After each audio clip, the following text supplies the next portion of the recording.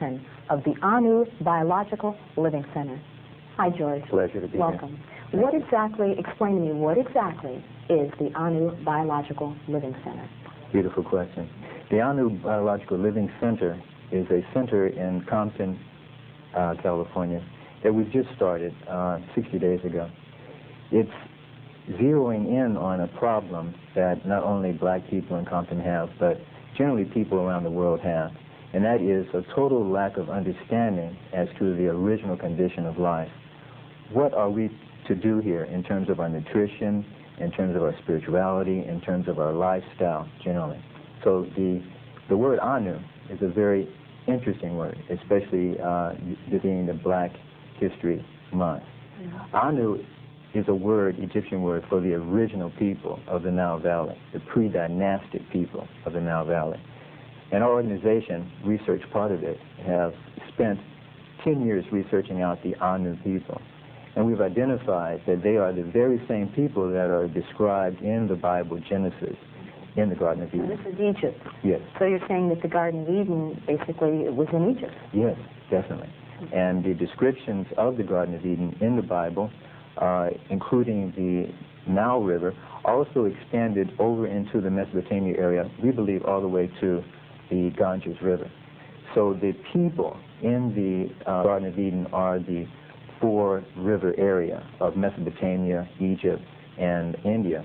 These people had a distinctive lifestyle, which, believe it or not, is the lifestyle that we have been talking about today, specifically vegetarianism, yes. Going back to gardens, doing meditation of the light and sound, being coarcheal with our women, that is, men and women are coarcheal. A very beautiful lifestyle.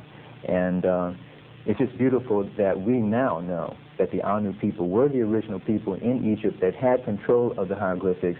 They were the ones who built the pyramids. And our living center, our biological living center, is named after them. Okay. So what's your background and how does it influence the center? Yeah. I'm a trained biologist. That is, I went to the University of Chicago with a BA degree in general biology. I wanted to be a doctor like my father. And the Most High, God, had different things for me to do. I went to dental school and I didn't like it. I went to medical school and I didn't like it. And the main thing that I didn't like is that they were not using proper science.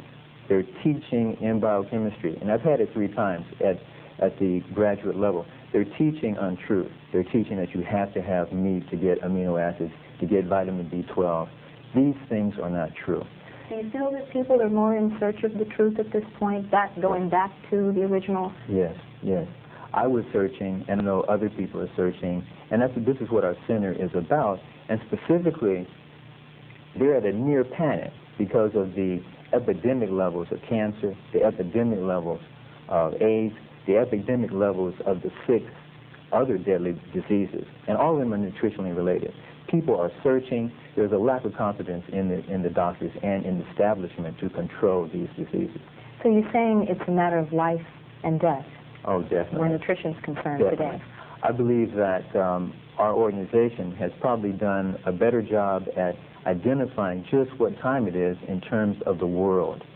We feel that AIDS and cancer have been predicted in the Bible. Specifically, I'm talking about Zechariah 14, verses 12 through 16, which describes AIDS very distinctly. We feel that the character of AIDS, and that it, for the first time, a disease attacking white blood cells and not being able to defend itself, that is, the white blood cell not being able to defend itself, this is a time that we're looking at where if people don't realize the original condition, and that is being vegetarian, then they're going to have too many white blood cells in their bloodstream. They're going to have too much mucus from both eating meat and eating cooked food to resist the coming AIDS situation. It's a very dangerous situation, and I believe that very soon, probably around 1990, it's going to be very clear that vegetarians have a very strong survival rate with AIDS. So you are what you eat? Yes, is what you're saying. definitely. What are some of the things that you have here? Well, I brought here live food, and when I say live food, I'm talking about food as would be grown in the Garden of Eden. No chemicals. no deadly chemicals in any of this food. So it's certified organic food, natural food. Organic? Yes, okay, yes. So that's the definition of organic? Yes. Okay. There's a specific law in California that has to be followed with organic food. And we have medjool dates here, which are the queen of the dates. We have a little bit of coconut, and we have a naturally grown orange, a very powerful herb. All these foods are herbs, and this is one of the things that we're trying to teach at the Biological Living Center, is that herbs are not just medicinal, but they're nutritional. And Hippocrates, who was trained in the Annu Mystery School in Egypt, he was following the right directives when he said that it is the food that you eat that can cure you and make you sick. What is this you have here? This is a pendulum, and this was found by Bovis, who's a famous French explorer and scientist. He found this in the pyramid, one very similar to this. So what does it do? Tell me what it does. What it does is that it measures life energy at such a low level that they can't be picked up any other way. And all it is any object hanging off of a string. And anything but gold will work. Now, the one that Bovis found in the pyramid was silver. And, it was quartz with a silver tip on it. Okay. So basically it measures the energy in the food. It measures energies in the food, and they use this on a Geiger counter, the same principle. Okay. So we can put this pendulum over various foods and see exactly the energy coming from the foods. And this is a very important factor because most people are just analyzing ingredients in food. They're not dealing with the life energy in the food. And life energy goes away when you tamper with it. So freezing, cooking, preserving, any kind of manipulation of the food can take the life energy away.